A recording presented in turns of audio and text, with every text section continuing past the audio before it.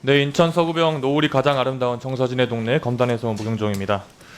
인사혁신 처장님께 질의하겠습니다.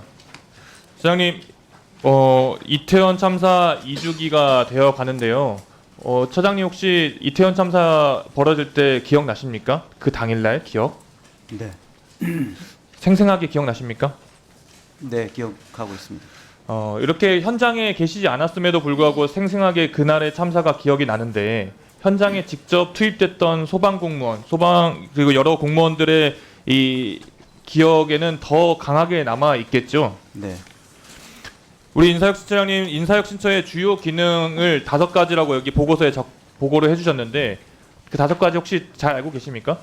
그 중에 마지막에 보면 재해 보상이라는 게 인사혁신처의 주요 기능이라고 되어 있습니다. 근데 참사 직후에 1,316명 이 긴급 심리 지원을 받았고 그 중에서도 142명은 심층 상담을 받았습니다. 이태원 참사뿐만이 아니라 오송 지하차도 참사라든지 아니면 무안공항에서 있었던 제주항공 참사라든지 여러 참사 현장에는 이런 소방공무원들이 직접 투입돼서 많은 것들을 보고 경험할 수밖에 없는 상황에 처해 있습니다. 근데 그들을 가장 힘들게 하는 거는 그 기억이기도 하겠지만 국가의 외면 아닌가 싶습니다.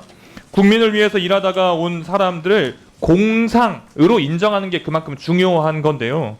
처장님께서는 이런 공상 문제에 대해서 좀 파악을 잘 하고 계십니까? 네 어느 정도 파악하고 있습니다. 네, 이 PTSD라고 우리가 보통 부르는데 PTSD는 사고 직후뿐만 아니라 몇 달 또는 몇 년 후에도 갑자기 폭발하듯이 나타난다고도 합니다. 그래서 이제 PTSD를 단순하게 보이는 거, 현재 순간만 가지고 판단해서는 안 된다는 거죠. 우리가 다음 PPT 한번 보시죠.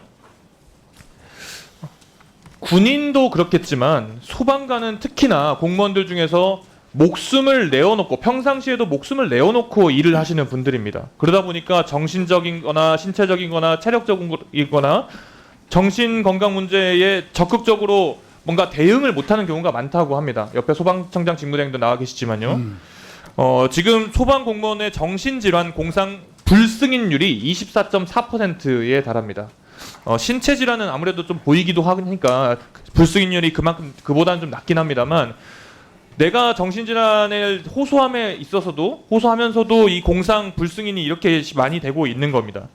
그 중에서도 다음 슬라이드 자살 위험군이 3,141명인데 이 중에서 정신건강 문제를 겪고도 병원에 상담 방문도 안 하는 경우가 73%에 달한다고 해요. 이런 경우를 봤을 때 우리 인사혁신처가 아까 말씀드린 것처럼 주요 기능으로서 이런 공상이나 재해보상 업무를 담당하는 입장에서 선긋기하거나 외면해서는 안 되겠죠. 옳으신 말씀입니다. 옛날에는 희귀질환 같은 경우에 연관성이 낮으니까 공상 인정이 안 된다 뭐 이런 경우도 많이 있었거든요. 그런 사례는 많이 알고 계시죠. 네. 근데 이제 이 희귀질환을 넘어서 가지고 이 정신질환, 어쨌든 PTSD 같은 이런 보이지 않지만 정말 신체적으로 또 신체적인 걸 넘어서서 정신적으로 힘들게 만드는 부분을 챙겨줘야 되는데 미국 같은 경우 어떤지 볼까요? 미국이나 캐나다 같은 경우는 반증이 없는 경우에는 거의 자동으로 PTSD 공상을 인정하고 있습니다. 우리가 예전에 이제 월드 트레이드 센터 그 사고를 당연히 잘 아실 텐데 이 건강 프로그램 같은 경우는 소방관, 경찰 그리고 그 당시에 있었던 봉사자까지도 모두 신청을 할 수 있을 정도로 이 공상이나 이 정신적인 타격에 대해서 국가가 책임을 졌단 말이죠. 공무원 재해보상 심의회가 정말 중요할 텐데 지금 어떻게 이루어지고 있는지 파악되고 있으십니까? 네, 잘 되고 있나요? 네, 좀 부족합니다. 청구 건수가 방금 말씀드린 네. 그 위원 1인당 검토해야 하는 안건이 1인당 평균 13건을 보는데 막 1000페이지씩 넘어간다고 해요. 수당도 보니까 한 20만 원 정도 주고 그렇게 한다고 합니다. 그런데 이게 20만 원이 많은 거 아니냐라고 하시는 분도 있을 텐데 한 사람이 13건에 1000페이지도 넘는 걸 하는데도 불구하고 다른 비교 직군에 비하면은 다른 전문성을 요구하는 위원회는 한 25만 원에서 45만 원을 주는데 고작 20만 원 주고 이 경무를 시키고 있는 거죠. 제대로 된 검토가 될 수가 없겠죠, 처장님? 네 그렇습니다. 이제 그러다 보니까 이제 그 결과 나온 거에 대해서도 소송이 많이 걸린다고 해요. 혹시 알고 계신지 모르겠지만 진료 기록 감정비라는 게 있습니다. 한마디로 이 결정 공상 관련된 결정이 나오면 나는 여기에 대해서 인정할 수 없다라고 해서 양쪽에서 서로 주장이 있으면 이 진료 기록을 법원이 지정한 의사한테 다시 한번 맡겨보는 거예요. 그래서 근데 이게 한 번 맡길 때마다 예전에는 한 60만 원, 최소 60만 원 정도가 들었는데 이제 한 120만 원 정도 들어간다 그래요. 그러다 보니까 이중적인 예산 지출이 되고 있는 거죠. 불필요하게 인사혁 신처가 이 공상을 인정하는 걸 정말 타이트하게 잡다 보니까 진짜 필요한 지원이 이루어지지 않는 것 같습니다. 인정하시나요? 제가 챙겨 보셔야겠죠. 네, 챙겨보겠습니다. 이 소송 청구 건수도 22년도에는 6,800건이었는데 24년도에는 9,892건, 한 30%가 더 증가할 정도로 가파르게 증가하고 있습니다. 다음 슬라이드.